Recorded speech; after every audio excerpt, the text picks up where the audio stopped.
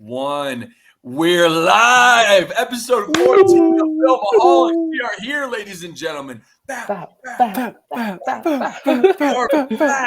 The OG3, the trios, I'm trying to think, the trifecta is here today. It is Boo Radley and Boo. Gentlemen, how are we doing? Doing great. Happy to be back. Happy to be here. It's been too long since we've done one, guys. Okay, It has. I was gonna say, so we haven't recorded an episode in about 2 weeks, and then I think Brad couldn't make it the week before, and then I don't think Vu could make it the week before. Yep. Has it been since September? I think it might be. Yeah. That's scary. Oh man, that's weird. Okay, well, I feel like life has been weird since the three of us have hung out together, so I'm glad we're back. I feel like everything is all in order, and we're just like the MCU back in the day. Robert Downey Jr. and Chris Evans are back, and Scarlett Johansson. Oops! Oh, did we? Oh, spoilers! We've got an enjoyable episode. We got an entertaining episode for y'all today. But before we go into that, I just want to hear about how we're all doing. I feel like it's been a while since we've all been in the same group squares together. Vu, you're now finally in your. I guess you've been in your apartment for a while now, but. How's just been back and wherever you're living because we don't want the people to know.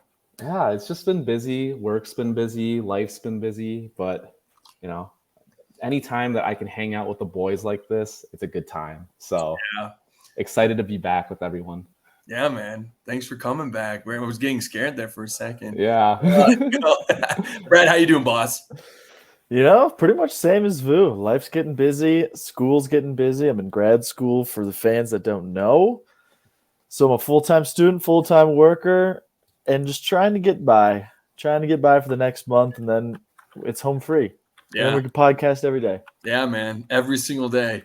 We'll do an hour every day. It'll make us better. The people need it. They've been screaming for it. Look at my guy, dude. Look at this damn thing. Like, I might take this off. But, Sexy Kev, how are you doing? I'm doing good, man. I feel like last week we had an episode ready kind of last Wednesday. I've been looking for a new apartment here in Denver. And so that's why last week got kind of busy because we're moving out to the suburbs and stuff like that. I do want to talk about the fact that the Cubs signed the number one manager in baseball today. His name is, the number one up and coming manager. Most expensive, right? Yeah, most expensive. 5 years, $4 million. Craig Counsell. We got rid of the old and in with the new, with the up and coming stud who came from the Brewers, who is a rival, and he also comes with just a great pedigree. He's averaging, I think, like 90 wins a year with a really, really bad team. So just imagine if he had somebody, a team with a couple extra players. I mean, hey, that's why we're wearing the hat today. And I do want to bring up the idea, Brad, that he did interview with the Guardians. Good catch. Yeah, a couple days ago. Guess it wasn't enough. Yeah, well, they signed some ex-catcher last name Voit. So he's a people's man. Yeah, he's a people's man. That's what I hear. Francona, going from Francona legend to Voit. Similar, I would say. But hey, we're not a baseball podcast. We are a movie podcast. And it can be. I was gonna say, guys, what was the last thing we all were on together for? Ooh, our last episode? I know. That's what I'm wondering. What was our last episode? I bet we talked about the strikes. Yeah. Was Kenny there too? Was it all? Was it us and Kenny? I feel like we were going over. It might have been with Kenny. James Gunn. Yeah, that sounds familiar. Because no, it was Emmy TV shows. That was not the last. What wasn't it? Didn't we talk about Christopher Nolan films? Oh my God! Was that? Wait, was it? Was that the last one? Emmy? Yeah.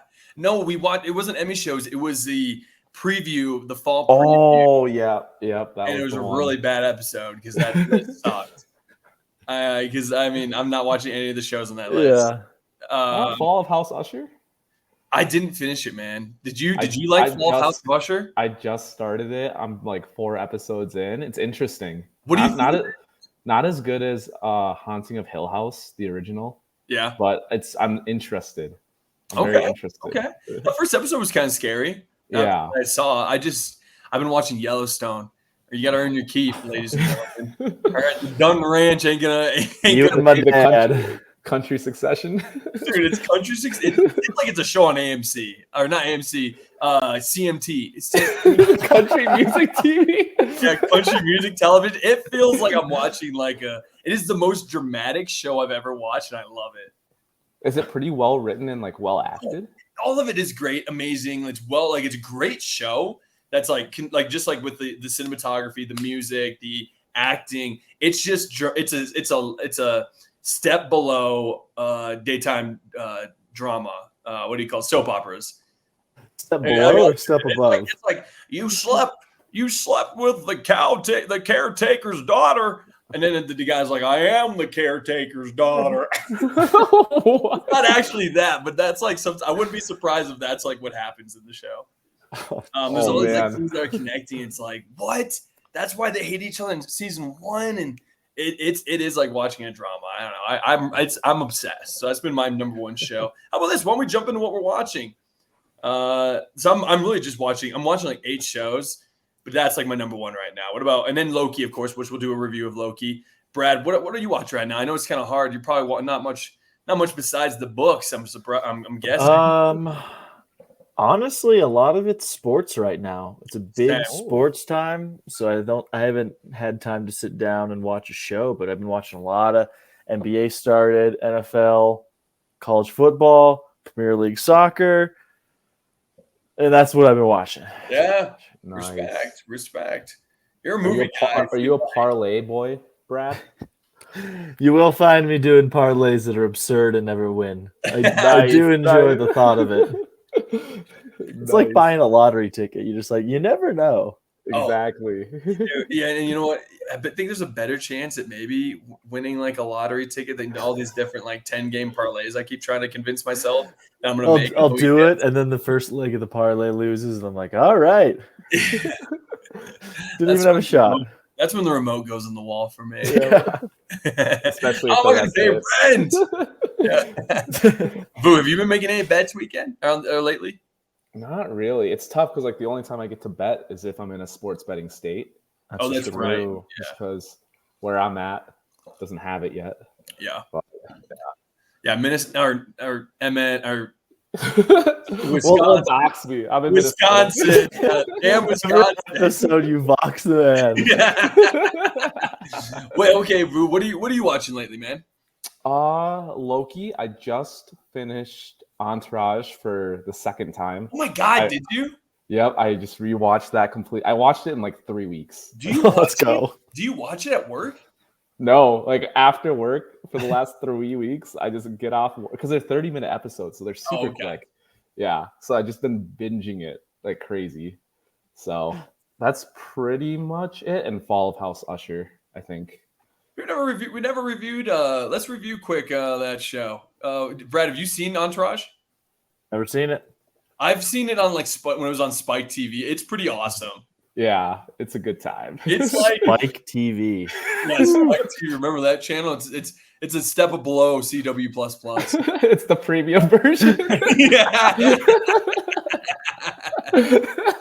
Oh my God, Spike TV! What a time! It used to be the Man Awards. The Video Game Awards was always just women walking half naked on TV, presenting thing. I remember I watched it. There was a mud fight at the Video Game Awards. I didn't even know Video Game Awards were a thing. I never did. I'm such a gaming nerd that I always used to watch that stuff, and still to this day, I watch the Game Awards. Comes out in December. If you guys are into gaming, good for you.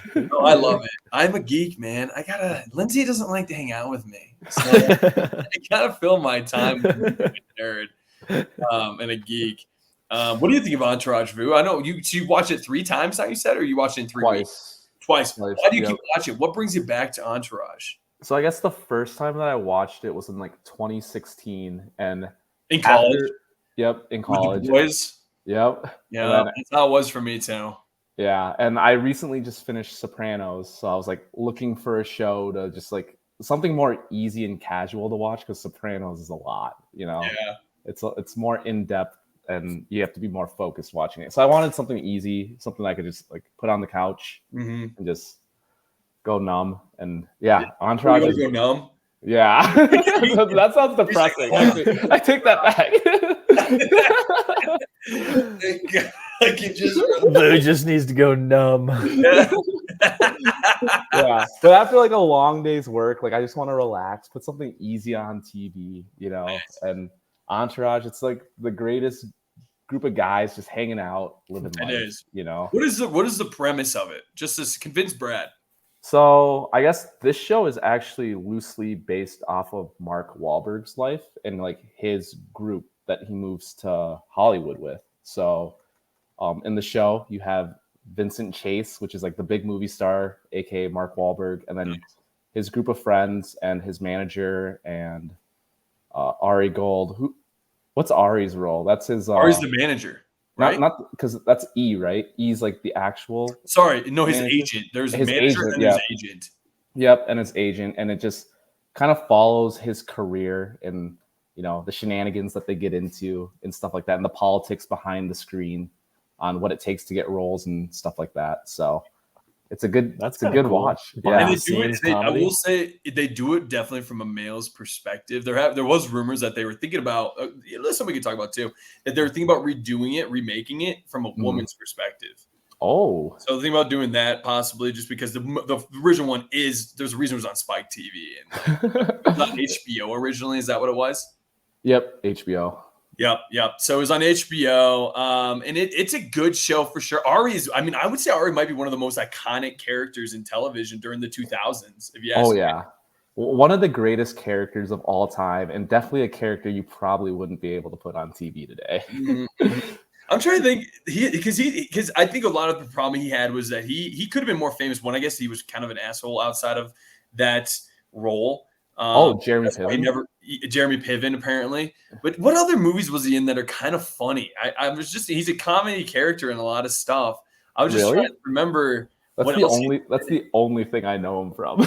Oh my god, he's in here. Let's see what movies he's in. Okay, I remember. Oh, Old School. Oh, Old School is in that one. That's a good one. Rush Hour 2. Rush Hour. Yeah, I guess I'm trying to remember what it was, but maybe it's Old School I'm remembering him from. I think he was just like a nerd in Old School, just comedy. But yeah, that makes sense that he's like had a decent career because I'm pretty sure he was the highest paid on that TV show. What? Oh, I bet he did. He did at that point. Yeah. Yeah. He was so good every time he was on the screen. He commanded it. So I feel like because it's kind of like the Luke Skywalker effect when you see the actor. I'm blanking on his name right now. Mark Hamill. Whoever plays Mark Hamill, whenever he's in other movies, it's hard to see him outside of Luke Skywalker. Same That's with why Jeremy the fall of House Usher. I was like, geez, I feel like he should have a lightsaber right now. Yeah.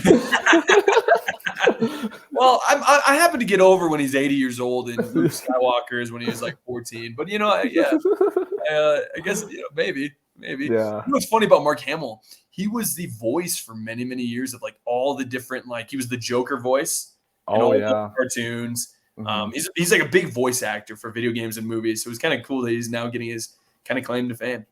Yeah, that's a few years. So, cool, man. And then Loki. We'll go into Loki in a little bit, but man, has that been freaking deacon awesome. I mean, I've been really enjoying it, Brad. It's kind of cool, Brad, is that it's not just a Marvel like superhero movie. It's science fiction-y. It's I don't know. It's not as much action. It's a lot of talk. We'll talk about this in a second, but it's just something if you ever want to get into a show from Marvel that's 30-minute episodes, Loki is the one show I would recommend for sure. Have you seen season 1, Brad? I have not watched a single Marvel TV show. Oh. Yeah, the schmo, baby. And it was great about today is he gets to talk about Marvel. So let's dive into our main topics. So we got a few topics today. We're going to go over the turmoil over at Marvel, what they call the Marvel Meltdown. We're also going to go over kind of like an HBO TV 2024 preview, just because I feel like, I don't know if you guys agree with me, I'm starting to miss HBO and some TV and HBO television. So Sunday night where you get everyone together watching one show. Yeah, is there even a show on HBO right now that people are watching? That's a great question. I don't think none of us are. Maybe the Gilded Age. for people that are watching that, but I think that's the big show on right now. Yeah, and you know what's funny because I feel like fall is normally when you have some of your best TV and they have nothing. So I'm kind of surprised by that. We'll review Loki episode 5, and then I think we also will try to give a review, or at least I'll try to give a review of Killers of the Flower Moon. And then from there, we're going to go through our top 5 HBO shows. That's the show. Time. And that's the show, ladies and gentlemen. So let's dive into the first one, the Marvel Meltdown. Inside Marvel's Jonathan Major backup plans. Yes, so you guys, ladies and gentlemen, you probably, if you're following the movie news, have heard about the #1 article out there. It's essentially just talking about Marvel's behind the scenes craziness going on, which it all involved this article by Variety. We did an article a few months ago on DC's, kind of like, turmoil of everything that's going on there with the James Gunn verse, Aquaman. So now it's Marvel's turn here. And Marvel, as we can go into this, but this past September, a group of Marvel creatives, including studio chief Kevin Feige, assembled in Palm Springs for the studio's annual retreat. Most years, the vibe would have been confident, even cocky, given how the premier superhero brand owned by Disney since 2009 has remade the entertainment business in its image. But this occasion was angst-ridden. Everyone at Marvel was reeling from a series of disappointments on screen, a legal scandal involving one of its biggest stars, and questions about the viability of the studio's ambitious strategy to extend the brand beyond movies into streaming. Yes, all the things we've been talking about over the last few months, the Jonathan Majors issues, that fact that there's too much Marvel out there, that sometimes you got people like Brad who may not even give a shit because he's like, where do I even start? There's so much. So much. Exactly. And then Brad, you've seen like Infinity War, right?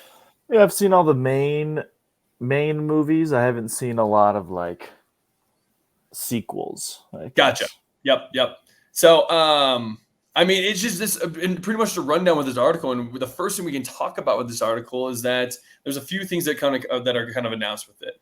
The first thing we're talking about is the idea that Jonathan Majors. Marvel has discussed the idea of moving away from Jonathan Majors, who is right now the #1 villain, the main villain of the show that you can't imagine them deviating from, and possibly taking the focus away from him for the multiverse saga. One plan they're looking at is pivoting to Doctor Doom. Another is recasting. Now, I don't know about you guys. Have you ever seen any of you guys seen the original Fantastic Four? Back in the day. Yeah. Oh, yeah. Yeah. Like Jessica Alba's in it. Chris Evans is in it. Chris Evans. And the guy from The Shield. Yeah, the guy from The Shield was bald guy. Uh-huh. And then Mr. Fantastic, he kind of looks like Dennis from Philadelphia, but I don't really know what else he's from. But I think one of the big things about that show is the idea that Doctor Doom, who I think is a very prolific, I know him, I mean, I've heard of him forever, and many video games I've played of it, and many comics I've read. Doctor Doom is one of the #1, maybe the most famous Marvel villain. I think even before Thanos. Like, I know Thanos was probably the strongest, but I don't think he was necessarily the guy that he just happened to be a plan, I think, in the original movies that happened to work. Whereas Doom, because they were part of Fox, were not allowed to essentially delve into that character. Now that they got him over here, there's a rumor that he may be brought in. And one thing I love about Doom is that he's a badass character who kicks ass, and it also helps bring in Fantastic Four, maybe, Marvel's first superhero family, as well as then, because of the Fox family starting to start up, you can also maybe start bringing in the X-Men, which I think could be a great transition for one of the things they're talking about. We talked about this in the Kevin Feige book. He said that the Secret Wars is essentially going to become a kind of a soft reboot for the Marvel universe. One, did we all want a reboot, or did we all kind of want, we can talk about that when we go into the idea that they're reportedly bringing cast back. But how about this? What do you guys think of Doctor Doom? Does that excite you? Or would you rather have Kang and keep following what they're doing with the Kang dynasty? Vu, I want to start with you. And then Brad, you probably can answer the Doctor Doom part a little bit better. But Vu, what are your thoughts on the Jonathan Majors drama?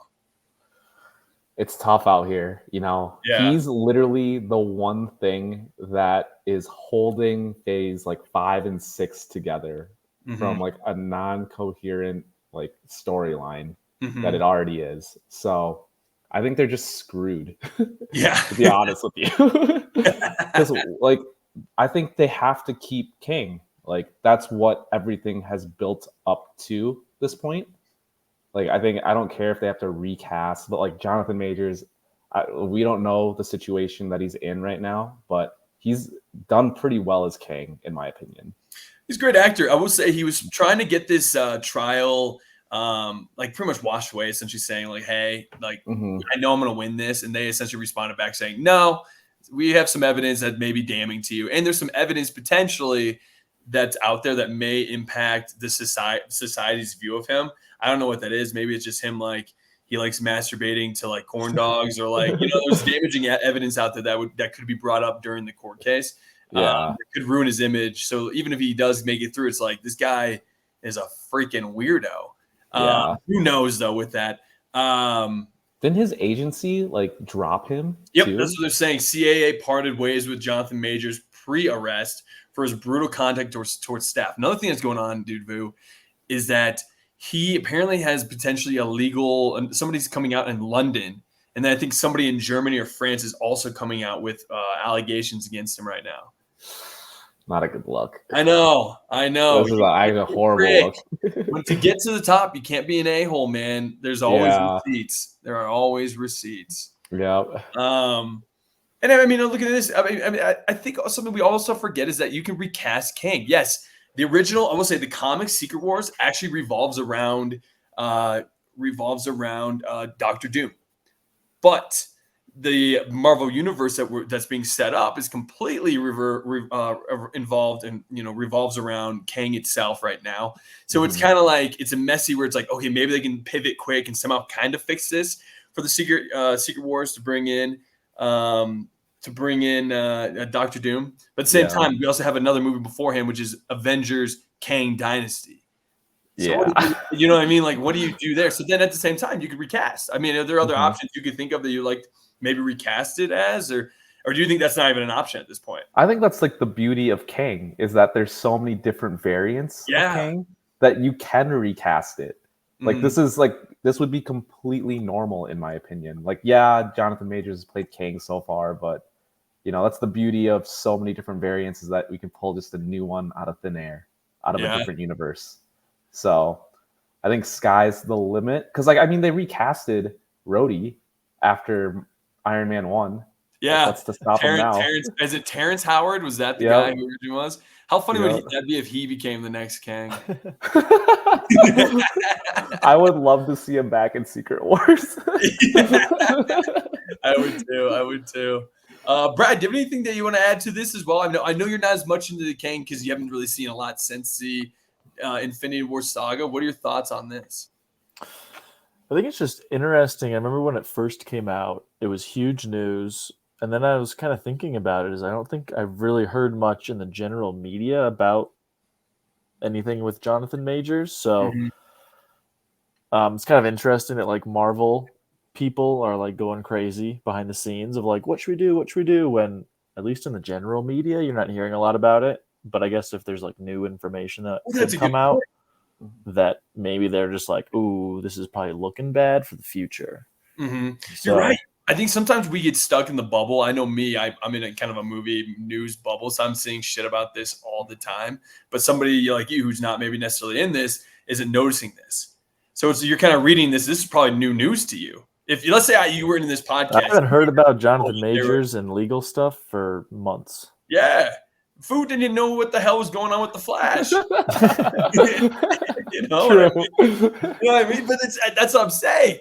Is the idea that like the thing is, if something new comes out, that's when it's going to go around again, and then people are going to be like, "Fuck that! I'm not seeing that movie." Oh, it's so true. It's so true. Worst case scenario, he gets like the Amber Heard treatment. I think where like everything just comes out publicly in court, and it just turns. You have to recast if that happens. Yeah. Oh, well, the crazy thing is they were thinking about pivoting to Doctor Doom even before the legal stuff, I'm pretty sure. Just because his perception, like I think it's in the article, like his perception from Ant-Man and the Wasp or Ant-Man Quantumania wasn't the greatest. So they were already looking to like pivot at that point. So this just does not help his case. I honestly, and I don't think that when Kang, maybe this was also in the article. I've been reading so much and listening so much. I don't know if Jonathan Majors knew that, like I don't think when he signed on for the Quantumania, I think originally he wasn't supposed to look so bad. And that kind of ended up screwing it. He ends up getting beat in Quantumania. This is Ant-Man 3, and he ends up getting beat by a spider. Or no, an ant, a large ant. Yeah. And then like an army of other ants. It's the most ridiculous.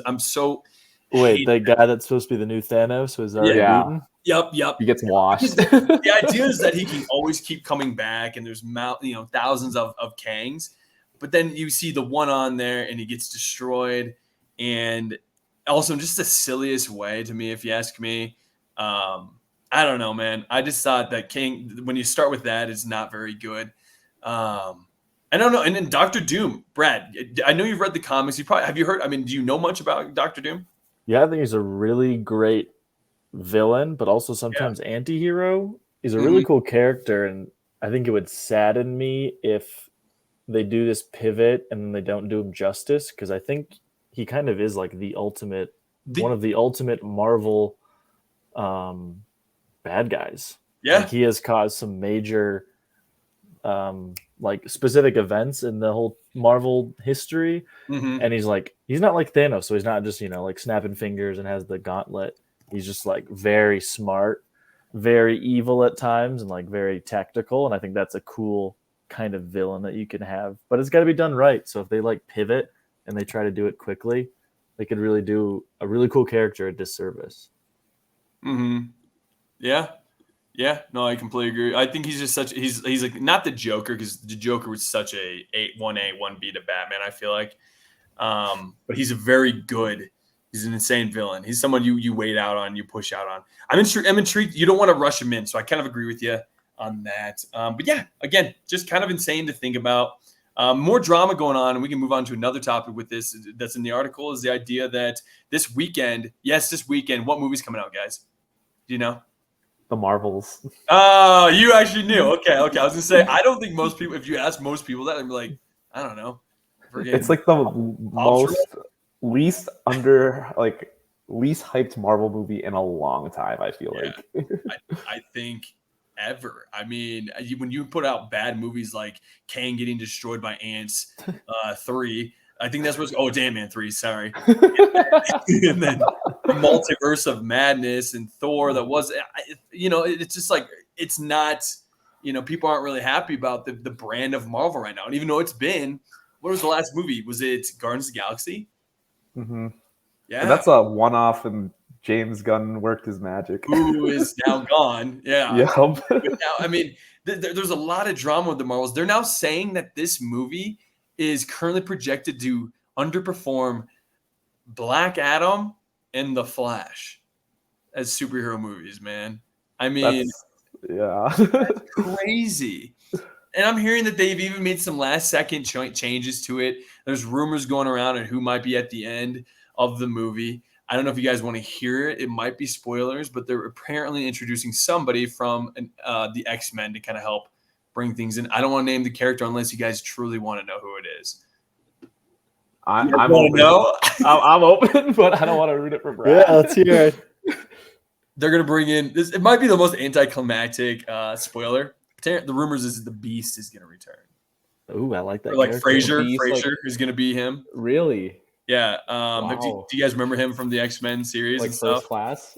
Yeah. No, not First Class. It's the blue hairy guy. Yeah, it's the blue hairy guy. I love the Beast. Really, the movie's gonna end with like Monica Rambeau, who is the African American woman, if you don't know Brad, of the three of them, and she apparently is gonna get somehow stuck into the same universe as Deadpool and X-Men. Oh, and that's gonna be kind of like a little tease of like, oh, they're connected, kind of a thing like that. But we're reading here. I mean, the Marvels has received middling reviews at a public test screening this year. While it was still in post-production, apparently the director, Nia DaCosta, who is somebody who's coming up, so they wanted like, let's bring in a really big up-and-coming woman, a director for this. Nia DaCosta has moved away to start working on her next film. A source says if you're directing a $250 million movie, it's kind of weird for the director to leave with a few months to go. So one, are you guys going to see this movie? And two, what's your guys' hype level on this film coming now especially now after I spoiled that huge news for you? Yeah, I won't be seeing it. Yeah, I didn't think so.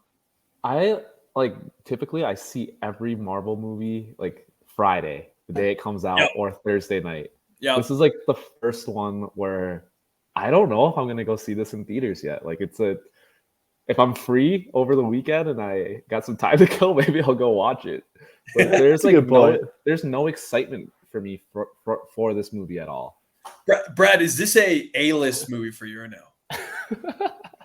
Oh man, if I had all the time in the world, like maybe it's like a A-list Tuesday night movie. Yeah, like a midnight showing, or like not a midnight, but like a awkward time where you're like, I'm not really doing anything, but I want to get out of the house. Yeah, it's a matinee. It could be a huge matinee movie. Who knows? I do have a prediction that this is gonna be better than Elemental, though. I mean, I would hope a Marvel movie does better. Not always. Pixar is better usually, I'd say, man. That's how bad that movie. I'm looking back. I don't look back on Elemental very fondly. Wait, wasn't Dune 2 supposed to come out? Yes. Like, imagine if Dune 2 came out this weekend or like the weekend before. It was supposed to be last weekend, I think. Yeah. And because of that, now this movie has all the theaters available. Yeah, for nobody to see it. For no one to see it. Every movie theater's like, shit, no one's coming. That's what we should have talked about, Dune being moved. God. I can't believe you brought up that pain, Boo. I'm sorry, guys. Oh, God, what we could have been experiencing right now. The pleasure. Did I send you guys the or maybe I sent to Lindsay only, but because she loves Dune as well. But there's a tweet. It's like Tobey Maguire in some movie, and it's like Dune 2 is supposed to be released, and it's Tobey Maguire from this scene going, "They took it from us, John!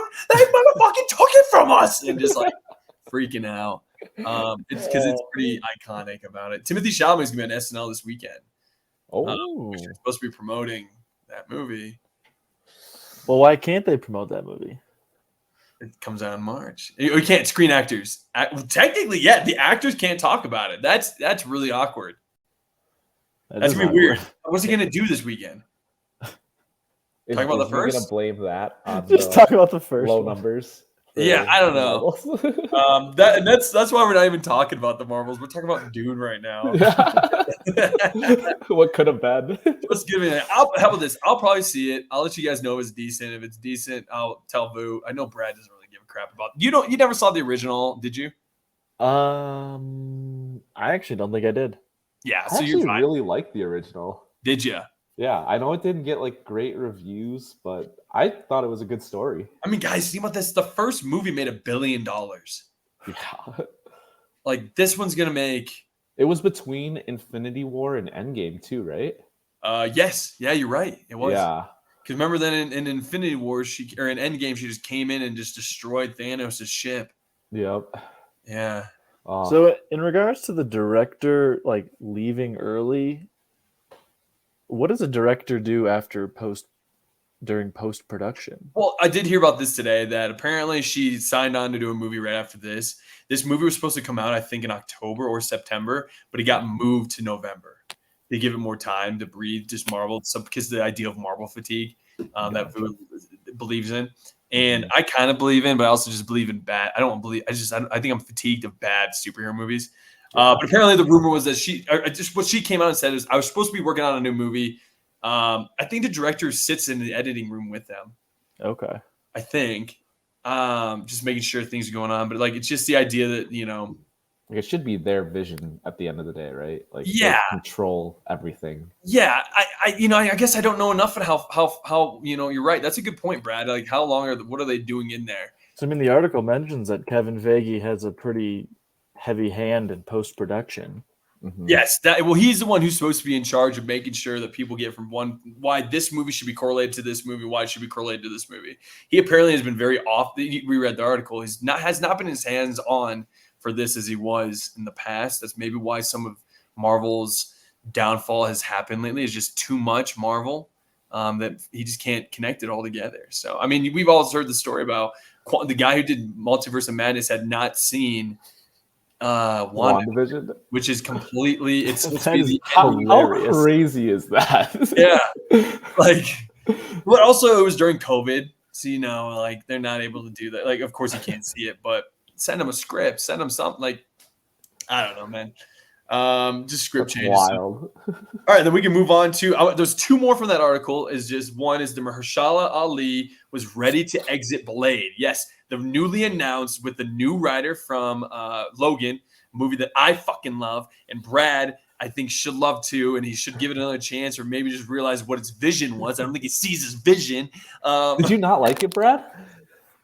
I did not like it. I just don't think it was like holy shit movie. Would you have liked it better had you not thought it was an X-Men movie?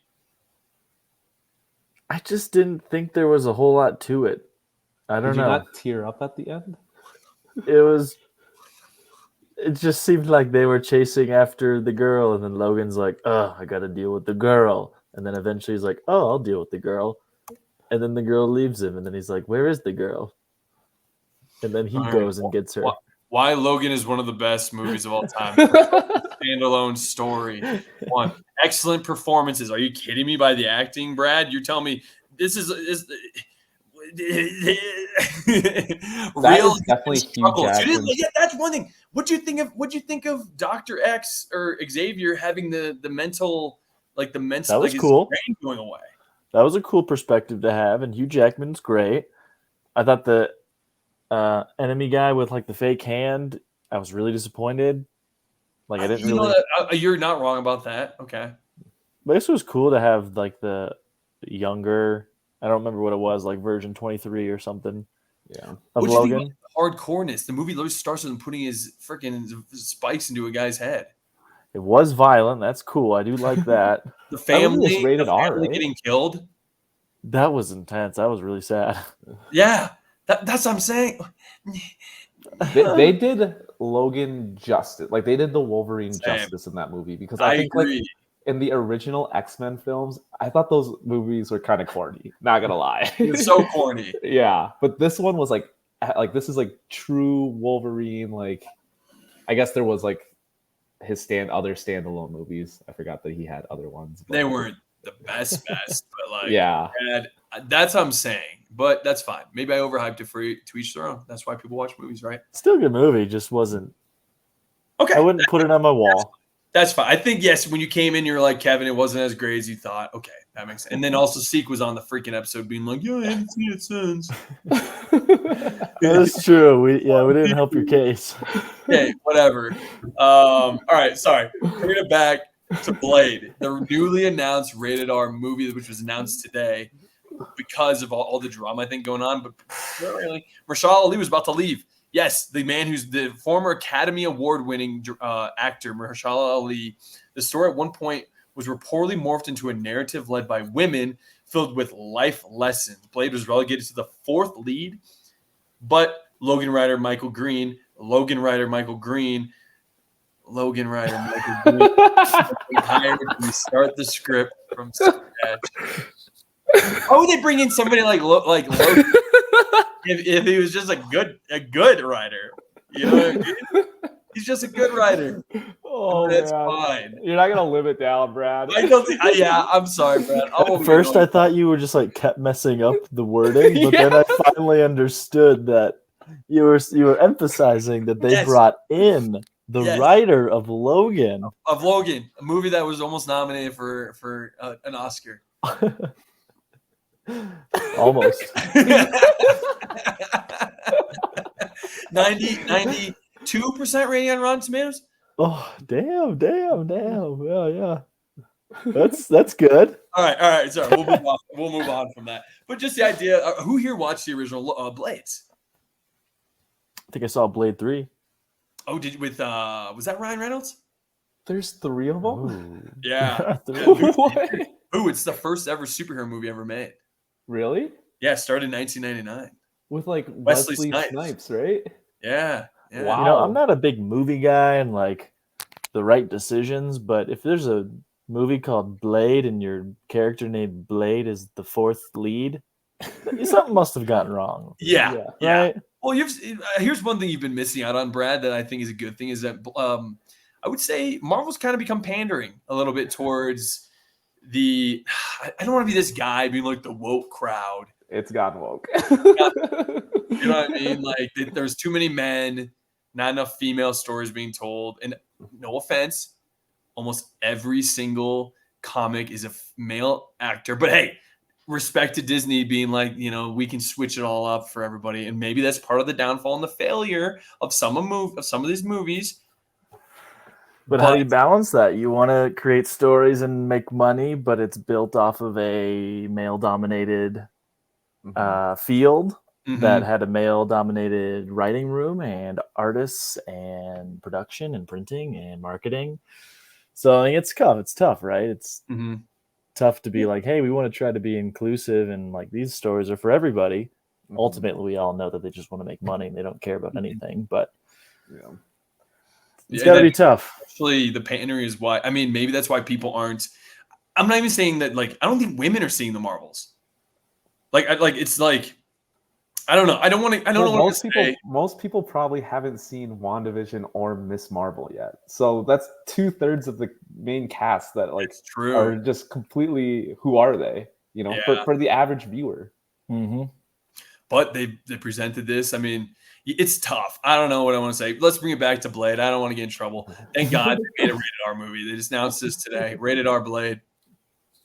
Vampires, murders. The only rated R movie they announced before this, the only rated R movie that Marvel would ever make would be Deadpool 3. Now we've got 2 coming out.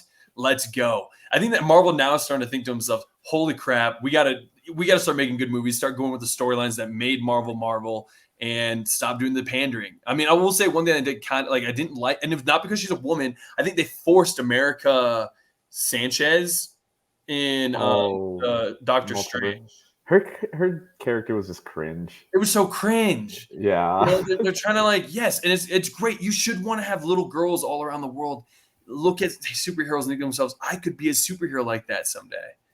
But at what cost is it when you're forcing it, I guess. Whatever. I'm done with this. I remember that movie being very, very poor.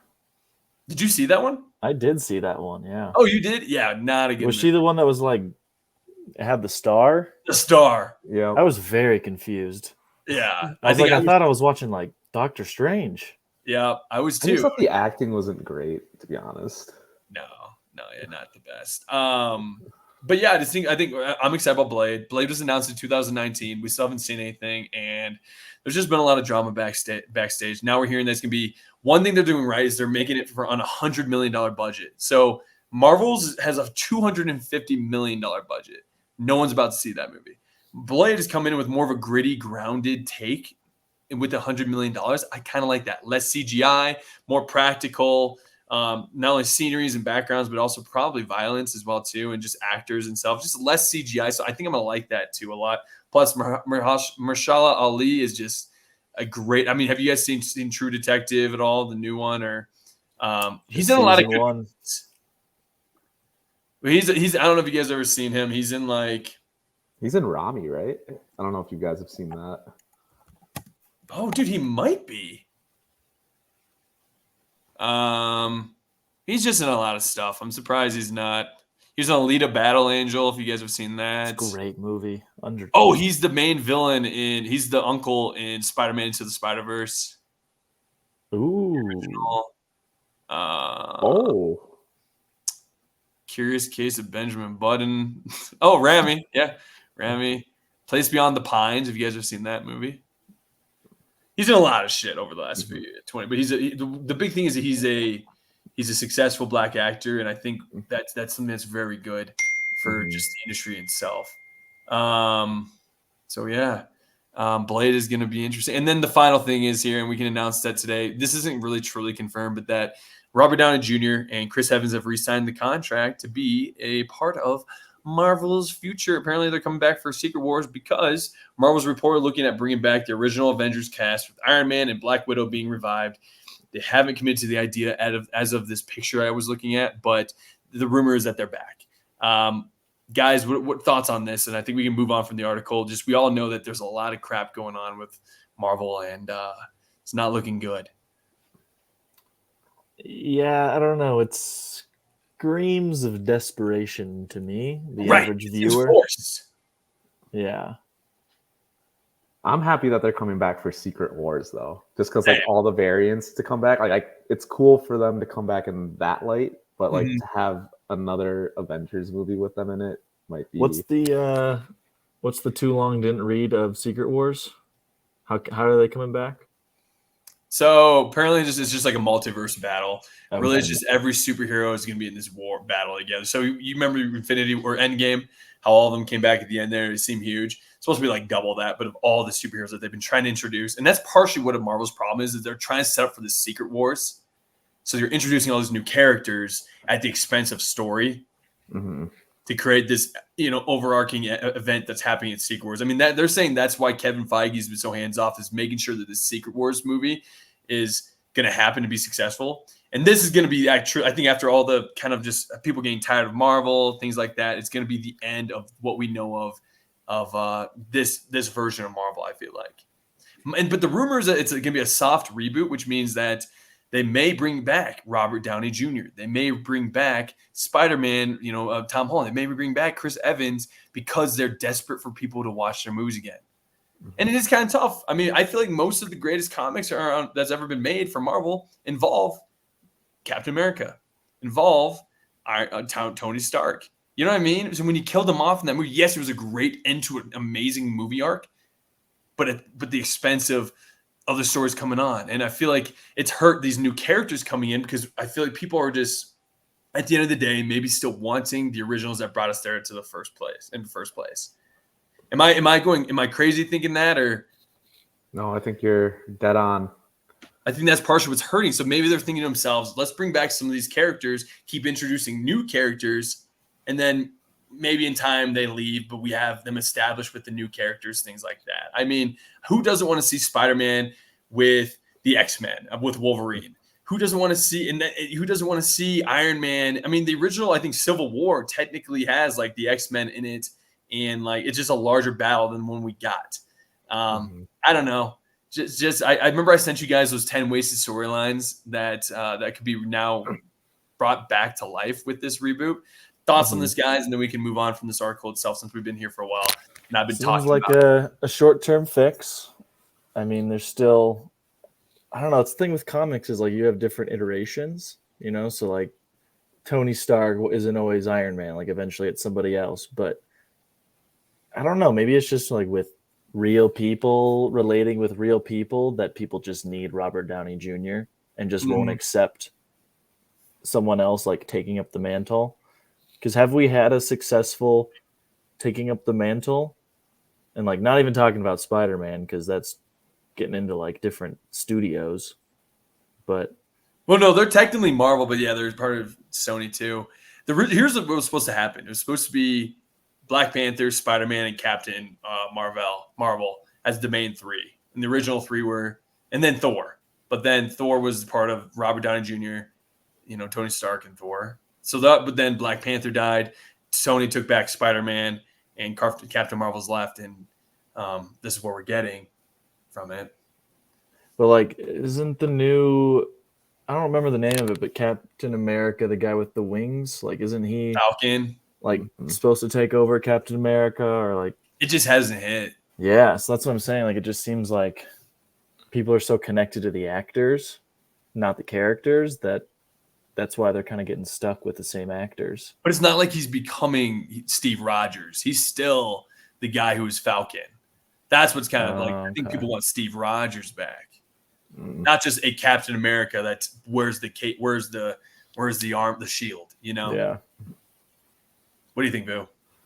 Yeah, like I don't know. They tried to pass the crown on like all the original ones. I feel like maybe that's setting up for Young Avengers. I don't even know where that lies in the future of Marvel. The Young Avengers does not need to happen. Yeah, get the hell out of here. give us stories give us like a Young Avengers TV show. Yeah, this need to be the main thing I'm watching. Gosh, that would just really bother me. But that's like what I feel like they've been trying to set up. I want Thor in his gritty new movie to end up having his daughter killed. You are dark and deep movies. I know. I want a Logan. I want Michael Green to write for Logan Ryder to write for the new. I want to see Thor movie. Oh my God! Why is his daughter dying? What to me to say? I'm gonna get because I'm famous right now. We're gonna get that clip. But yeah. So okay, cool. Anything else you guys want to add to it besides ending on that note by me? Please fix it. Please don't make it me the ending of that. They're in trouble. Marvel's in trouble. Yeah, we'll have to see. Cool. Let's bring up HBO's TV shows coming out in 24, and then we'll go into our top 5 HBO shows of all time. And I gave you a quick preview of my favorite shows of all time. I did miss a couple on our Instagram, but this should be fun to kind of run through. So present. We'll start with this. You guys just tell me what you guys would watch and don't watch. And we're starting it off hot. I actually would watch all the movies. I'm going to watch all the shows that all 4 of these actresses are in. God, out of all these though, I think these 2 are my favorite right now. The most hyped for is this show, House of the Dragon. I'm so hyped for House of the Dragon. I almost had that on there for me. Before Game of Thrones. Whoa. Yeah, whoa. All right. We got True Detective season 4. I know I'm going to watch it. I know not every season is as great as the first season. But this is one of the first season was such a great season that every other season, I keep saying the word after it has that hope of it might catch that magic that the first one had. Let's hope it does. This one takes place in Alaska. It has some of the best writing with Nick Pizzolatto, who's going to be also part of Blade, which I'm pretty pumped about. And it's also the show that really is the reason why Matthew McConaughey and Woody Harrelson truly became serious actors in the eyes of a lot of the people post 2012. So, have you seen all 3 seasons? Oh, I've seen them all. Yep. Why should I watch season 2 or 3? They're not connected in any way, but it just depends if you like watching really well written and really well just good shows. I mean, they're not connected. Some people think the second season is not very good compared to the first season, but as a season itself, it's pretty damn good. Okay. If you forget that's not connected. Yeah. Would you say season 1 is a must-watch show? 100%. Yes. Okay. So I should definitely add that to the list. Yes, Boo, add that to the list. Yes. That was one of the ones I think I was trying to create a list for you guys. Add that to the list for sure. It's so good. It's amazing. I think if you just have time, check out season 4, especially if there's good word of mouth. Check it out, season 4. I'm excited about it. We'll move on to The Regime. I've never heard of this one, but I guess it says Kate Winslet gave one of her best performances of her career in the HBO miniseries Mayor of Easttown. I did see that show. That was really good. Did any of you guys see that one? Yeah, it's on my list.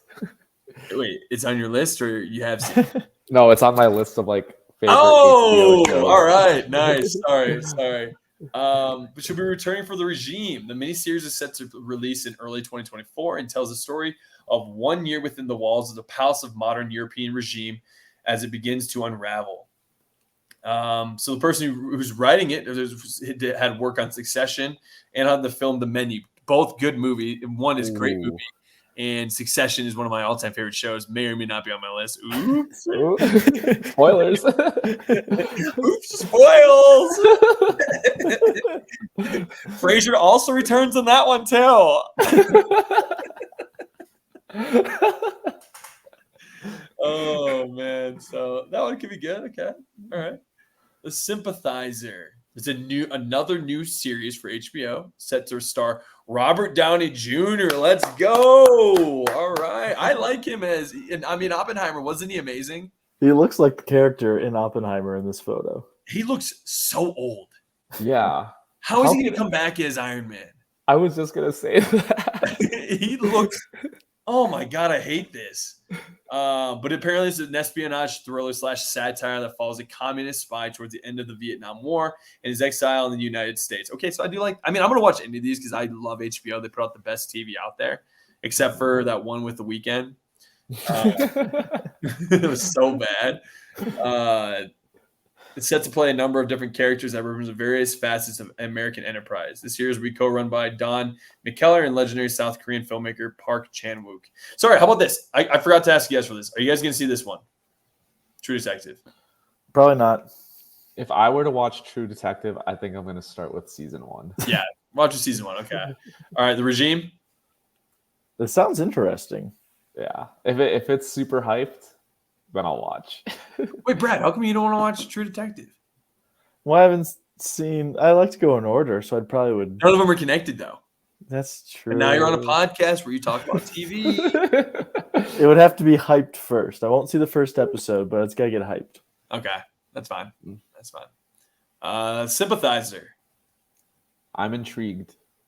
I am too. I love Robert. Yeah. Brad. Also intrigued. Okay, I just want to make sure. I know, and you're so busy, it's tough. Curb Your Enthusiasm. We all know about this show. Are you guys gonna watch it?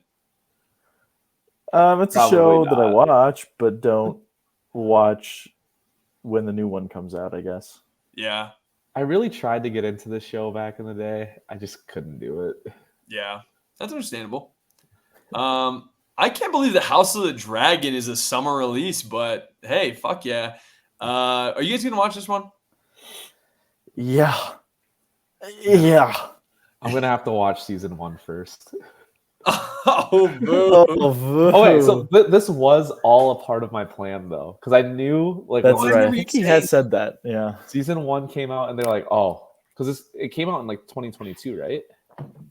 Yeah. And they were like, oh, season 2, like, it's not going to come out until 2024. And I was like, I don't want to wait that long for I another think you season. exactly said that too. Yes, I Yeah. can remember that now. And Yeah, I'm like, the earlier episodes. yep. And I'm like, okay, I'll just watch season 1 before season 2 comes out so I can get, like, hyped up for it. But yes, I love Game of Thrones. I will be watching this. Brad, give us some hype on House of Dragon. Why are you excited to see it? Season 2. Because of the way it ended, I don't know. I don't want to give any spoilers away, but Oh yeah, true. it's Yes.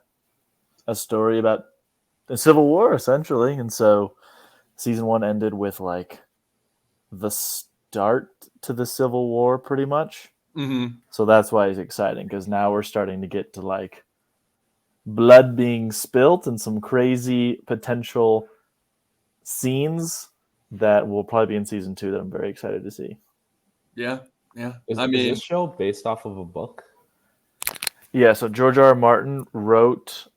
So essentially, the Targaryen family dynasty started when Aegon the First Brad, conquered go off. Brad, go Westeros. off, King. With his 2 sisters, and that's where the dynasty started because they came from Valyria in the east. And so George R. R. Martin, in his efforts to say screw you to everyone who wants book 6, has decided to write 2 separate, like 1,000-page, essentially history books about the dynasty of the Targaryens in Westeros. Wow.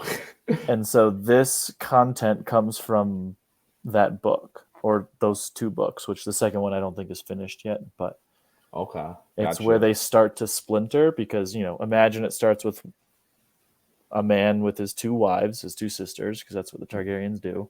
Yeah. And kids start coming off of that, and so then your family tree gets humongous. Yeah.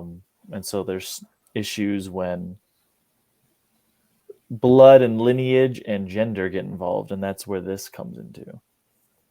I'm very excited to I watch love this. hearing Brad talk about Game of Thrones. Yeah. That's my number 1 fandom. Yeah, I love it, man. And would you say this was very much comparable to like the best seasons of Game of Thrones? I was a fan of actually every season. I've never had a bad. I really liked Game of Thrones. Yeah, this was really top tier. And that's a tier. Matt Smith, right there, great actor. I was very hesitant at first when I saw he was His portraying, character development, man. but he's a very good actor, and his character is very good and very pivotal also in the story. So I'm excited, very excited. In my list, I put this as a part of the Game of Thrones series. So Okay. I don't specifically, because I like the original as equal to this one. So I didn't want to, but this is a part of it when I say Game of Thrones on my list. Oops. Yeah, I think this would be really good. They set it off really hot too, man. Brad was explaining to me what he thought when we were playing Frisbee golf with Justin.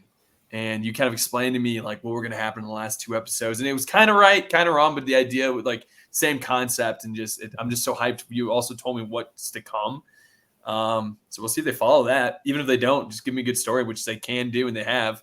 But love. So does season 1 cover the whole first book then? No, right? No. So the book goes through all the different kings, and so this is just about one king and his lineage, which is where the Civil War starts. Okay. Yeah, it's crazy, man. It's really good. White Lotus. Have you guys ever seen any of this? Saw season 1. It was great. Season 2 was actually really good. I actually like season 2 better than season 1, but both are really good. I'll watch this because this is one of those shows that Lindsay and I are really into. It's just really watching a bunch of rich people at a hotel around the world, right? Is there always a murder, or? I think so, and I think there's like always drama. Like second season was more about like sex. So the first season was about A robbery? religion, or no, maybe the third season, because he does it based on the second. It's supposed to be like hierarchy arcs or thoughts. It's like the second season is about sex, so they're all like trying to have sex with each other. First season's about greed, maybe, I think, and then the third one's going to be more religion based in some way. Cool. Do they reuse characters or only one character? Just Jennifer Coolidge? Just Jennifer Coolidge, yeah. I don't think she's gonna be in the third one though. Yeah, I don't want to say anything. And then the Righteous Gemstones. Does anyone watch this show? I had no idea what this was for the longest time until today when I was reading this, and I looked up the trailer, and it looks really good. It's hilarious. It's not the best show, I guess. There's a big fan. look at him. He's just such a douche. There's such a big fanship to this, but I myself, I haven't jumped on it. I might do that because it's so hilarious. I like the I think his name's Adam Devine from Workaholics. I think he's hilarious. Yep. But yeah, it's about a mega church family. Yeah, it's pretty funny. Like they do everything in the name of God. Like they want to build like this mega resort in the name of God, and like it's so ridiculous. I think the only thing that stops me from wanting to watch it is because it's religious related. I get kind of like weirded out watching shit about Jesus and God. I don't know why. But it seems like it's kind of like a spoof on it. It is. But at the end of the day, it's still like, okay, you're saying God a lot, and I don't like hearing maybe that many times in an episode. Not a big God guy. Not a God guy. I'm not. I don't know. I believe in a higher power, possibly. I don't believe that there's nothing, but I'm just not really into it when I'm watching shows. I did do CCD growing up, guys. I hated it. What's that? There's become confirmed as a Catholic. My entire life, I just sit in a room and it was a really scary classroom, and I had to like look at this picture of Jesus from like 1880, and it just like freaked me out, man. I don't know, man. I never had good vibes. Churches kind of scare me in the first place, but whatever. You guys going to see this movie or show? I'm actually like intrigued now. Yeah, I watched the trailer. Let me get off my childhood diatribe about church. But like, I mean, it's really funny. Try the first season. I recommend it, and it's because first season was hilarious. So, how much have you seen? So you have seen it already? Yes, I've seen the first season. Yeah. Okay. I just stopped watching the second season. I guess there's a third. So. Yeah. Some crazy shit, man. Yeah, it's really funny. All right. Now we go on to hopefully we won't be too long on this, but let's give our list, our top 5 HBO shows of all time. The finale, the main event, baby. Who wants to go first on this one? I go first. We do it the same way, where if you name one, we all talk about it, and we kind of say where it's on our list. Mm-hmm. I'm down. And we'll go from there. All right, I'm going to start. Go first, Brad? I'll start. All right, perfect. I'm going to start with a little asterisk. I have not seen The Sopranos or The Wire. I know you can hurt me and hate me. Haven't got to it yet. That's okay. Haven't got to it yet. Here's going to be some honorable mentions. We're just going to, if you guys have these in your list, we can talk about them more in depth. But okay. House of the Dragon, I did not associate it with Game of Thrones, but it would probably be like number 6 for me. Okay. Silicon Valley, great comedy. Ooh. That's on mine. We'll talk about that when we get to mine. Barry, great comedy. Oh my God, I gotta update my list. God damn it. Chernobyl. I thought that was a my really God. cool drama. And Kevin's second guessing his list. Band of Brothers. I heard Band of Brothers. That's the one with Tom Hanks directing, and right? Yeah, it's about the I World heard War II, about the European side of World War II. I watched it with Nick, who's been on the podcast in like middle school, maybe high school. It's good. And it's really good. Yeah, it's really good. It's each episode is its own story, right? Ooh, you put me on the spot. I don't know. Isn't it just like 6 episodes or something like that? Yeah, it's pretty short. There's multiple seasons, but it's produced by Tom Hanks. It's like watching Saving Private Ryan, but each episode. It's really exactly. Cool. So it's heavy. It's heavy. Yeah, it's really good. Highly recommend. Very good. It's on Netflix now, I'm pretty sure. Yeah, I think you're right, because HBO and Netflix have a deal right now. I would recommend it if you ever want something heavier. But to get into my actual top 5, number 5, I had to put this one in because it's just as pure TV intellectual comic gold. The Rehearsal. I love it. I love everything about it. The Rehearsal is such a unique show that we talk about that every once in a while on this Nathan podcast. Fielder is awesome. Yeah. I forgot that was HBO, bro. Yeah. Oh my God. That wouldn't be on my list, but that was really impactful when I watched it. Like I don't know. It's such a weird social narrative too of just what it represents, and I don't know. I just thought Nathan for you with a huge budget. Yeah. You guys remember how it started off as one thing and ended as a completely different thing? Like what? Like a child kind of like got fucked up. Yeah. Like people got fucked up because of this show, man. Like, and that's Nathan Fielder's like entire shindig is him kind of messing with humans, but he almost was like, have I gone too far? I think he says he's gone too far, honestly, at the end of the day. Definitely one of the best shows that like blended reality. Mm-hmm. Angela was crazy. I think that's what her name was. Oh my God, yeah, her. I'd love to know what she's doing. Right? What was the ending? It was like him essentially. She gave up on it, and this kid was he just had a really bad home life. So when he would go to be with them, he felt like he had a dad. Is that what it was? Yeah, I don't think he had a dad in the picture. That he didn't have a dad in the picture, and Fielder was becoming his dad for the show to be like essentially to show how to be a kid's single reality was blending, I think. Yeah. Yes. And what's crazy, then it's just because what was the concept? What was the concept originally? It was him essentially committing. It was helping her be married. No, so I think the whole premise was like rehearsing things ahead of time to see what the best possible outcome could be, like the most ideal outcome. Okay. So then, like with Angela, it's like raising a kid and like trying to find a husband. So yeah, I guess you're right on that. No, I mean that's a great. Thank you for putting it that way. That's much more eloquent than how I would have done it. Yeah. So then they got those children. Episode 1. And then what? Sorry, Brad. They got those children to like fill in that role, and so one of the children like really attached to Nathan. Yeah. And so when he tried to like end the show, the kid was like, "No, you're my dad." Like the last episode was him essentially saying goodbye to that kid, right? Yeah. And like him like crying and like him having an emotional reaction to it all, right? Was that what it was? Wow. Yeah, like he goes to his house, right? It was a he goes to the house to be like, this isn't real, right? But you're my dad. I was like, oh, I forgot that it had a darker ending. Wow, that's a great one. Sorry. All right, keep going, Brad. And then remember the hot smoker guy who drives every time he's high? He was just the worst. He was supposed to be the husband of her, right? Yep. Yeah. Oh, that's super like religious guy. Yep. Yeah, he sucked. He sucked. Him and his roommate. That was a weird roommate situation. Yep. They hated each other. Yeah. All right, carry on, Brad. Number 4, Succession. Yes. I started late to the party, but my God, was it a great ride.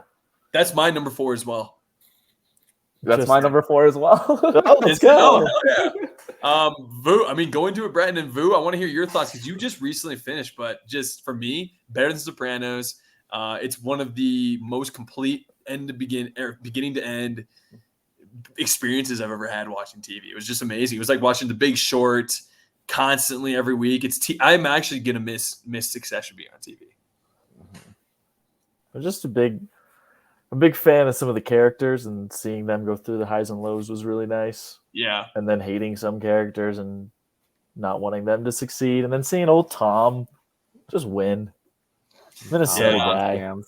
Yeah, that was pretty crazy. I did not. If you had told me season 1 that he was going to win, I would have never seen that happening. Long live the disgusting brothers. Yeah. Who's your guys' favorite character? Greg. Mine was Roman, low-key. Oh, I hated Roman. I was always pulling for Kendall. Yeah. I liked Kendall, think I was too. too. Yeah. Roman was so fucked. I didn't see any redeeming qualities. I was just hoping that there would be a redeeming part of it, and you did have moments, but you're right. Just at the end of the day, he was so fucked mentally from his life growing up that he couldn't truly be a good redeemer. Yeah, or have a redeeming quality to it. But excellent show. Very sad that it's over, but I'm glad that it never overstayed its welcome. Yeah. What would you guys say is your favorite moment from the show? I think the one that really surprised me was when they're on the boat, when they hear that their dad died. I think that was the most emotional episode that I've seen in that show. I was really impressed. Was season 4 maybe the best season? Think about that. How a show that literally I think got better. Season 3 maybe did a little bit of this, maybe not better. But I would agree. Before I think was actually one of the best television experiences I've had. That was a really good season. Yeah. It kind of all blended in for me since I binged watched all of it together. But I think my favorite scene from the show was Kendall doing the rap for Logan's birthday. Oh, okay. Oh, so cringe. Yeah, L to the OG. Oh, so cringe. L to the OG. My favorite is him going up and screwing his dad over. Going up there and being like, my dad is a habitual a-hole, and I think it was the end of season 3 or 2. Where he was supposed to confess to the downfall of everything. Yeah. That was cool. Oh my god. And then remember he ended up hitting that kid and his dad, and he had to tell his dad. He ended up getting drunk at the wedding, driving and crashing the car into the lake, and the guy drowned in the car with him. And he had to tell his father, and his father was like, "That's okay. We will make this work. You'll be fine." I think the part that I lulled the most was it Kendall that's like, "I'm the oldest boy." Yes. The last episode. He became a child. Oh. It was so cringe, but I laughed so hard. It was the moment you knew he couldn't do it. Yeah. All the acting was superb in that show, I feel like. Yeah. Everybody, the casting was done so well. It's one of those shows where if you see them in any other movie, potentially, it's kind of that Luke Skywalker effect where like Tom, for me, I don't want to see him be acting like anybody else but Tom. Or Greg. I'm pretty sure Greg just acted like how he is in real life. That's what I've heard. But yeah. All right, cool, Brad. Keep going, man. Yeah, that was all of our Yeah, that's crazy. Number 3, True Detective. I've only seen season 1, but we've been saying it in this episode too. But True Detective season 1 it's truly incredible. It has one of the best non-stop scenes or no cut scenes. I can't remember. Where they're in one shot. Where they're the biker gangs in the neighborhood, whatever. Without spoiling too much, but wait, let's discuss True Detective because it was my number 1. Let's discuss it during my number 1. Good. Let's do that. But I think I like True Detective for that. Number 2, I have seen all of, but I only really enjoyed season 1 and 2 of Westworld. I think season 1 especially was on my list, bro. Love that too. Season 1 of Westworld especially. I'm a big fan of a show that peels the layers back and makes you think after every episode of what is reality, what's going on. I love those conversational shows, and so I was watching it in college with my roommates at the time, and I just remember every episode it would end, and there'd be like 2 minutes of silence as we thought, and then we would talk for like an hour of like, who's a robot? Mm-hmm. What's reality? Where does this world take place? The first episode, you don't know the robots until the end of first episode or something like that. Yeah, because the fly like lands on her eyeball and she just stares. Yeah. And then end of the first season is just fucking insane too. Which one? The end of the first season is insane too. Like when you connect why the black cat's there. Oh God.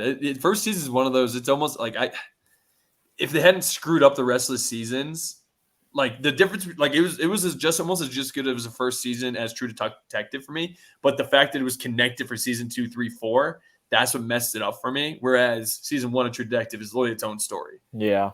Yeah, because it was a complete project and it just couldn't. I just don't know how you take what season 1 of Westworld is and expand it to like the whole world.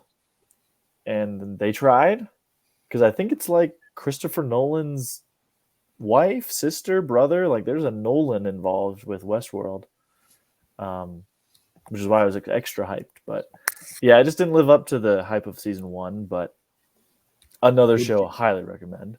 Would you still recommend? Or no, I have not. So would you guys recommend that show or just recommend seasons 1 and 2? I'd recommend the first season. For sure, the first season. Definitely, it's not something that you have to like keep watching. You could if you want. It's Christopher Nolan's brother. Shit! Yeah. I never knew that. I didn't even know he had a brother that directed. What? I think he wrote it. I don't think he directed. I think he wrote. No, he wrote it with his wife. I think. Is that what it was? Yeah, created by. Yep. Yeah, wow. Season 1. Wow, you would love it if you like sci-fi and AI and like mystery. And I don't think we've told him a lot so far, right? No, I mean you could definitely watch it, Boo. Okay. I feel like I have so much HBO content on my list right now. It's tough, man. It's really good. Yeah. Then the final one, we don't have to talk too much about it. It is what it is. It's Game of Thrones. I mean, it's like, I didn't even know about it till freshman year of college, where I watched the first 3 seasons. How did you get into it? What got you into it in the first place? Yeah, my random college buddy who turned into one of my good friends, Luke, he's been reading them forever. And so when I think season 4 maybe was coming out or something, he's like, I've got all 3 seasons. Let's just watch it. And I just remember freshman year, you're starting to drink, and we just like drink straight liquor watching that's Game of Thrones. Because you're watching them just drink all the time. I'm watching, I have a boner because I'm watching a sister and brother make out. And I'm drunk and having boners. With the boys. Yeah, with the boys. Yeah. No better way to do it. Booze, boys, and boners. Put that on a shirt. Oh my God, that's hilarious. Sorry, I had to say it. Oh, you're right, man. I watched the first season, didn't hate it, but didn't like it that much. I was like, what is with this hype? And then post college, I got into it. And I think I think you just have to read it too. Like, I'm just the biggest proponent. Like, George knows how to write a story, and the fact that he can create. We were talking about it with House of the Dragon. He created like 1,000-year-old timeline of a certain family. I mean, this guy knows how to write a very specific type of writing, and it's very good. No, I agree, dude. It's number Game of Thrones. I put as number 5 actually. Now that I put Barry in, so that just give you. But yeah, Game of Thrones. I think it's just one of the greatest. That's not sci-fi. It's fantasy. It's fantasy, yes. And I think I've always been wanting that itch of Lord of the Rings. And I think sometimes I was comparing it. It scratched the itch in a way I never realized I wanted it scratched. Yeah, maybe. I love that. I mean, just it's the truth though. I think and it also showed that you could do fantasy. I think the reason why I hated this last season, the first season of Lord of the Rings TV show on Amazon, was that it was so CGI and not the game plan, the the print is done by Game of Thrones. And people used to say, well, you can't remake the Game of Thrones, or you can't redo what Game of Thrones did. We're watching with House of Dragon, I feel like. I mean, it was just the character arcs, the development. I mean, I saw one of my favorite moments of all time, bro, is the Battle of the Bastards, Jon Snow dropping the sheath of his sword and just going like this as the entire army's coming his way. And then you're about to watch it happen, and then here comes his fucking army, hits him right away. And I think that's some of the best cinematography I've ever seen. I remember watching that scene. I was like, oh, like this is the greatest thing I've ever seen in my life. So hype. And it was was the greatest episodes of all time, I think. I think so too. I think I would put that up there as one of the greatest experiences I've ever had. Yeah. And the nation was together in it. It was the zeitgeist. Yeah, you're so right, man. Battle of the Bastards lived up to the hype. God, I watched it like twice in 2 days when it came out. I was like, geez, I need to just watch it just to process what went on. Yeah. What would you say? What were some of your guys' favorite moments? I'll never forget hanging out with my buddies after we took acid and we watched the Loot Train battle, which is when the Dothraki and Daenerys finally come to Westeros. And I think you just see, I don't remember the scene fully, but I think it's like a small army and all of a sudden it's the whole Dothraki going against the Lannisters. And then the dragon comes from above. Oh, yes. This is the first time a dragon's been in Westeros for hundreds of years. Yeah. Was that later on in the show? I think it was second to last season. Yeah. Okay. Yeah. That must have been trippy for you. Yeah. I was going to say. We were geeking out very hard. Yeah. Who were you doing? Who was it with? Some people from the pod. Who have been on the pod. Oh, shit. Okay, fine. It was just the boys. My boys. Very cool, man. Yeah, dude. Dox anyone? Oh. Yeah, I don't want to dox. That was a good scene. I forget, was that when Jaime was locked up? Jamie, was a prisoner? The episode ends with Jamie falling in the water. And you think that he drowns. Yeah. Okay, gotcha. That's great. That's a great episode. What about you, Vu, man? I think like what really, because I heard all the hype. Is it on your list or no? Yeah, it's number 3 on my list. Number 3, okay. Yep. So I remember like I was late to the hype train. I think there was like 4 or 5 seasons already before I started watching. But I finally joined the hype. I watched season 1 and they killed Ned Stark. And I was like, how are you going to kill the main character? Yeah. But that's like what it truly set the standard that nobody's safe. Yeah, that's like it's so unpredictable. It's never been done before, really. Yeah, and that's when I knew like this show's great. Like there's savages out here. Yeah. What about you, Cav? You know what? I really liked that Battle of the Bastards for me. I think I loved Red Wedding as well. Of course, that was just freaking insane. I have more fond memories of watching it week to week. So I watched the last 2 seasons week to week. Mm-hmm. I actually really like the ending of it. I mean, I don't know why I'm blanking out on some of the other seasons because I was binging them. So maybe they blended together a little bit for me. Mm-hmm. I just think Red Wedding, I think, like I said, Battle of the Bastards is just my favorite all-time moment. I just loved all that. And I think the villain was such a justifiable villain to get really fucked there. So I thought that was kind of cool. The explosion of the Citadel. Yeah. Oh, Tommen just casually walks out the window. Like that one hit me. Yes. Oh, yes. Yeah. So I forgot about him. Yeah. I just thought it was such a great show. God, I loved Little. What was his name? Littlefinger. Yeah, I liked him as a villain. I thought he was a good villain. Yeah, man. I just think it's one of those shows that I'll never forget my experiences watching it, I guess. Yeah. So many memorable characters. And like such great character development in that show. Yeah. Who's your guys' favorite? Rob. Broke my heart. I think Rob might have been one of mine too. Is that the brother that dies? Yeah, he dies at the Red Wedding. Yep. Okay. It's been a while since I've seen it. Yeah. I just thought he was a handsome actor. I was heartbroken. Well, now he's in the Eternals. Oh, yeah. Yeah, he's maybe the most good. He's also one of the guys up for James Bond too. Ooh, I like that. I You did got to too. keep the curls. Get the curls back. He's sexy, man. He's sexy. What about you, Boo? I don't know who my favorite character would be. I know it's honestly been such a long time, and I'm so onto House of the Dragon. Yeah. I And think there's just so many characters too. I think it's. I'll say this about House of Dragon. I think I like Matt Smith's character as much as I like Jon Snow's. Ooh, that's great. If I had to choose a favorite character, I'd probably say Jon Snow Same, from yeah. Game of Thrones. Or the ginger guy. I like the ginger guy a lot because he kind of reminds me of me. The ginger guy? Ginger guy? He was the part of the he was the ginger-headed, the red-headed guy. He was a warrior. He was part of when the 6 of them went out to the ice wall together. And he's with the beard? Yarmir or beard. something? Yeah, the beard. What do they call them? The wildlings? Yeah. Right? Is that what he called them? Yeah. Is that what it was? The wild one. He was like Yarmir the Redbeard or something.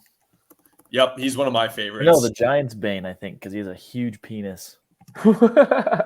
Actually, I think my favorite character Tormund. Was, Tormund. I love yeah. Tormund. Okay, Tormund was up there with Jon Snow. So those 3. That is so funny.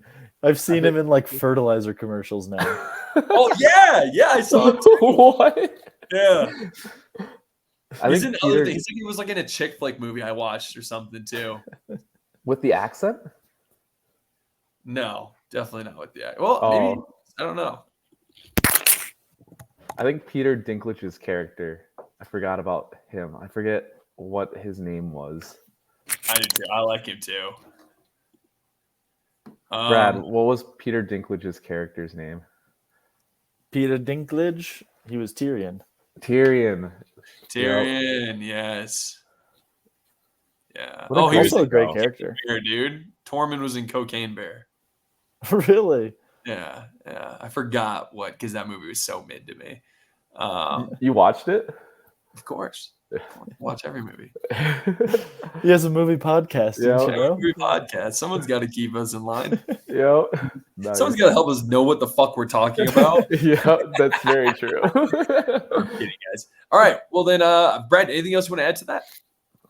No, I'm proud of that list, and I'm looking forward to hearing what Voo's is. It was a good discussion so far, man. Voo, dive into yours, buddy.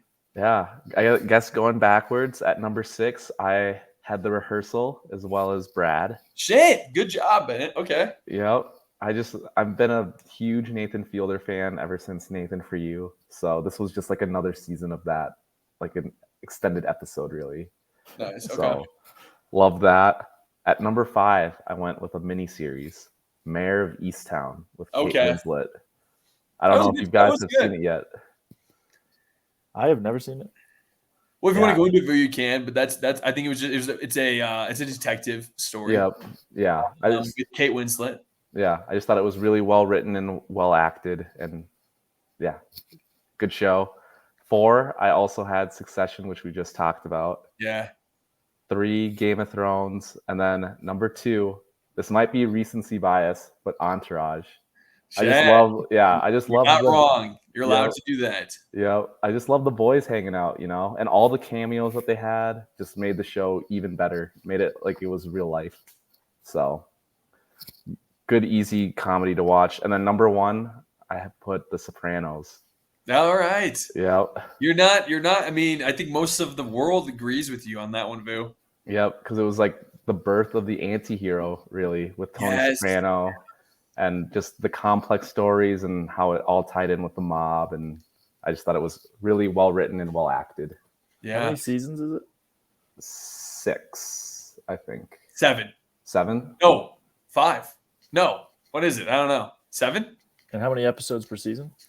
I think it's like 80-something episodes total. Yeah, 80-something. Yep. That's what it is. And I mean, just Sopranos and what it did to pop culture at the time too. I mean, it was the show that truly got people to buy HBO. Mm-hmm. It was like, why is this rated R show on? That's true. It was during TV. It was it was like it was like 1999 was the first season. Yeah.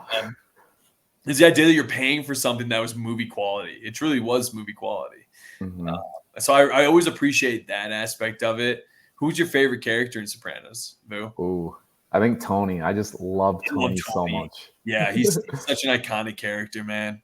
Did you finish the show, Kev? Season 4. Okay.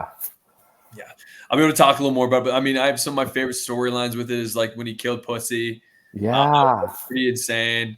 You know, when I think the younger son, that was a really good storyline to me. AJ? What's his name? What was his name? He got shot. Oh, Christopher? No, not Christopher.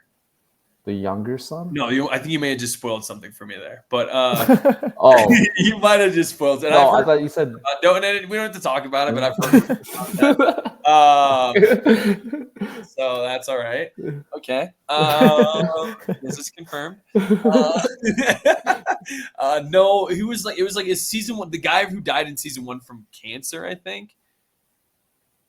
And he had a son that dated his daughter. Oh, Jackie Aprile. Yeah. When he just became kind of a fucker. Yeah. I like that storyline. I like season. I mean, do you have a favorite season? How about maybe that's better? Favorite season? It's tough because I binged watched a lot of it. Yeah. So they really blended in together. But like, I think the first 2 seasons were really, really good. Like that's what really hooked me, and it's like something I've never seen before. You know. Yeah. The anti-hero and everything. I think he truly was one of the main. Yeah. I mean, everything he did some fucked up things, and at the same time he was also not. He was a very complex character. I think just being in the world he is, he had to be a complex character. But yeah, I agree with you, man. Not bad. Now All right. Hear Kev's list. Are you guys ready? Oh, I'm excited. All right. We don't have to go through all. I have Sopranos as my 8th. Top 5. Sopranos. Number 7, Peacemaker. Number 6. Actually, I would probably put Sopranos higher than Peacemaker, but number 6 is Silicon Valley.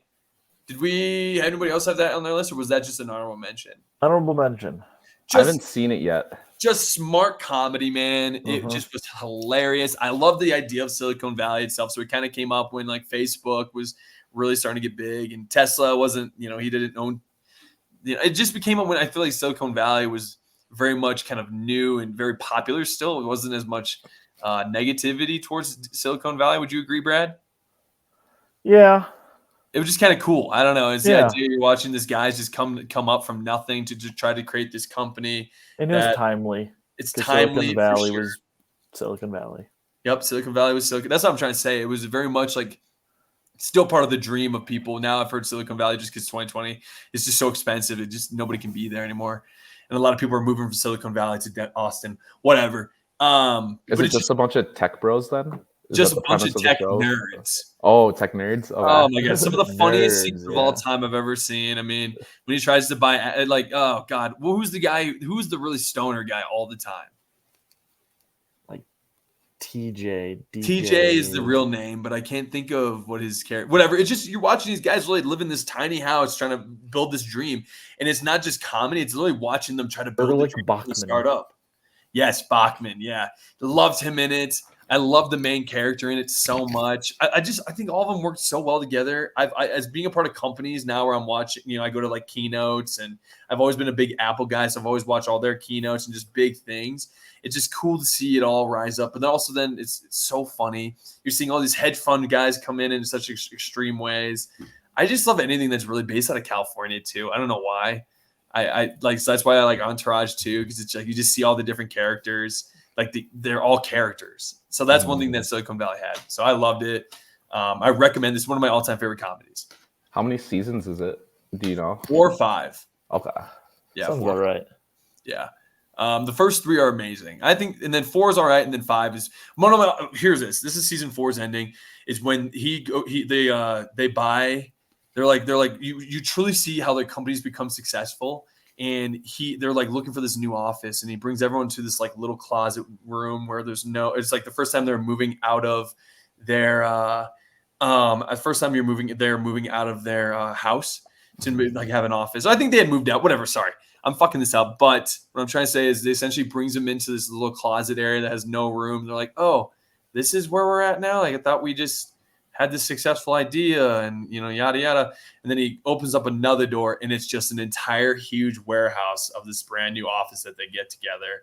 And you're just watching, they all freak out. It's like, wow, to see where they've come from this episode to where they are now. It was inspiring. I was like, I can't wait to watch it, see what happens. And I'm an American dream kind of guy. Go after your dreams, go after, follow your heart, do your thing. I commend Brad for going into, his school more. And I think for people who don't give up on their dreams and don't give up on what their passions are, I just respect it. And that show is really something that made you kind of believe in it. So I really like that.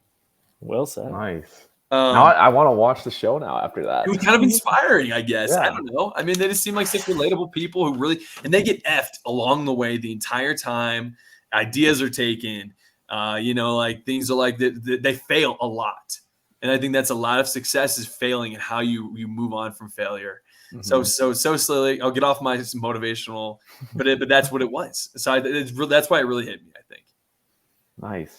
All right. Number 4, Succession. Number 3, Barry. One of my all-time favorite shows. I remember I watched it and I just thought, what is this? Like Bill Hader, he's an all right actor. But the one scene that truly caught me was there was one scene where, and I was into it, but it was like episode 5 or 6 of the show. And it's when he's with his friend from the military and his friend has a friend from the military who's like a complete psycho in it. And they take out this entire warehouse of like the Mexican mob or something like that. So then the guy's like, all right, let's go meet up with the main honcho and let's finish him off together. So they're driving. And as they're driving to see these guys, you just see a little speck and you see these the Mexican mafia sees them coming at them as fast as possible with loud music. They're being crazy. And you just see him. He's like, hey, they see us. Slow down. And all of a sudden, you see the Mexican mafia raise their gun, kind of like how it is in my camera here. So it was kind of a cool camera shot. And you just see him freaking out, like, wait, slow down.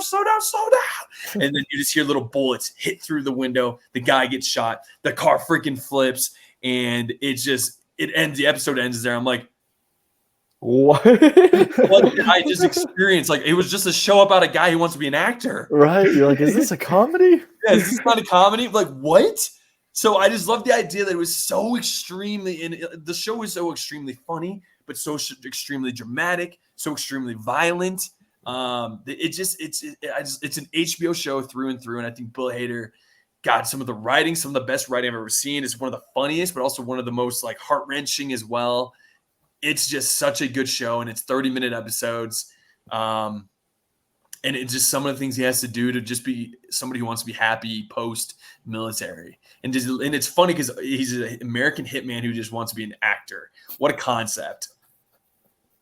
Yeah. You know what I mean? So did any of you guys see the show? Yeah, I've seen the first 2 seasons for sure. Oh, maybe it ended not the best. That's why it's number 3. It used to be my number 1 show of all time.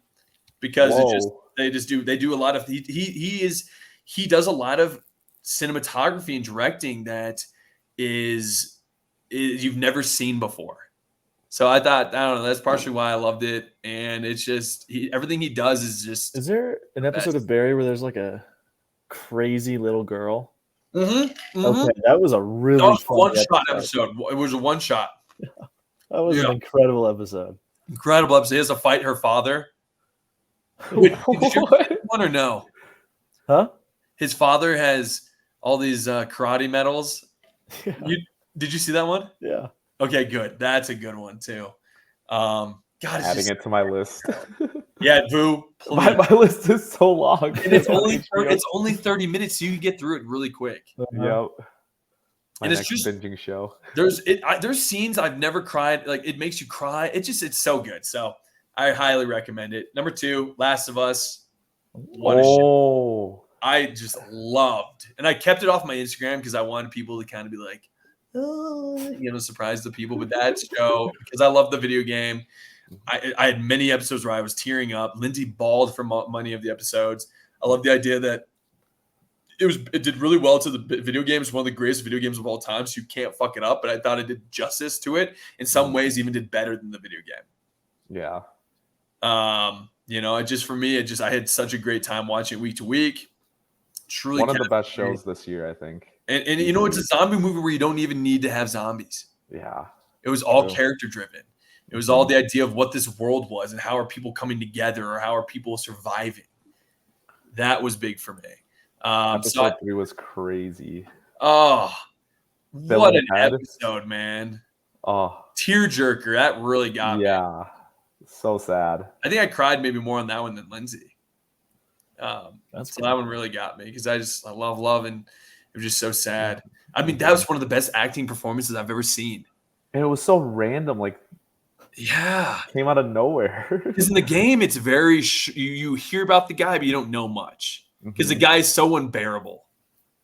Nick Offerman did justice so well. I mean, Brad, what did you think of that? You've seen it. I mean, we don't. It's my number 2, but I mean, just what did you think of the show itself? Did you like it as much as me? Or I really liked Last of Us. I don't think it hit like Game of Thrones, Westworld, like sci-fi fantasy for me. I mean, it's still starting to like build its world. Yep. So I'm excited because I think over the writer's strike, I think there was an article where like the creators like mapped out the whole story. Yeah. So the fact that they have like direction, I think is really exciting. Yeah. And I don't want to say anything about the second one, but I've heard that they're trying to make multiple seasons. So, yeah, I think they're going to, the first season was the first game, and I think they're going to really push out the second game and the second and third season, I think is what they're going to try to do. Have you played both games? Started the second one, played the first one. It is one of the greatest games I've ever played. Yeah. For sure. Nice. Yeah, it was fantastic. So that's my number 2. And then number 1 is True Detective. Brad, I just want to wait, but like that show got Matthew McConaughey. It was the first show I truly binged, and I was like, I never was a binge guy. It got me to watch all 8 episodes, I think, in 2 days, maybe 3 days. And I'd never done that for a show because I just don't have the attention span. It was a show that Lindsay and I, when we were falling in love with each other, like maybe 3 or 4, and we binged together, and we were just like, yeah, that was a show that we watched together. So whenever we have very good memories of that together. I love that it's sentimental. I just never forget the feeling I had watching it, man. Some of those scenes where it was just Matthew McConaughey going on those monologues blew my mind. Just you never knew what was happening. I thought he almost got like even not like fantastical in a way, but it's not fantastical. At first, I thought it was going that direction. You know what I'm saying? Yeah. Kind of ghostly maybe in a way. Yeah, because it's in like the swampy bayou of Louisiana, so you get some like occult kind of voodoo vibes. Yes, the voodoo vibes. Yes, the scene that he talks about where they're all shot in one scene. It's 7 minutes of pure perfection to me. And it's most close realization of Grand Theft Auto will ever have. I feel like if you ask me, that scene where they're in the ghetto of that part, in that area, I just think that was amazing. That episode was amazing. I just think you truly saw 2 best friends acting together with McConaughey and Woody Harrelson. The way they introduced the villain in the show is how you should introduce villains in every TV show or movie. When they were talking about, he's on this monologue, and then all of a sudden you don't know what the villain is, who the villain is, what's his thing, and all you're introduced is this man, really ugly and tattooed, and he's wearing this gas mask, and he's walking around with like a knife, a machete or something, and you're kind of like, what is like? This is like, it's realistic, but also like at the same time kind of comic-y in a way. I don't know. You saw a villain. It was a villain that was very distinct. I don't know. Just one of my all-time favorite shows, and I'll never forget the feeling it gave me the first time I watched it, and I don't think any show will ever live up to it. I'll love it too, but I don't think mentally I'll ever let it become that. So, is this a detective show? Yeah. Yes. Gotcha. It is up. I'm telling you. Okay, 1 is that, and then 2 Barry for me. Okay. Yeah, I got a long list of HBO shows to watch. I think you need it. I think if you can, man, start your Detective season 1. Okay. Or tomorrow. You will not regret it.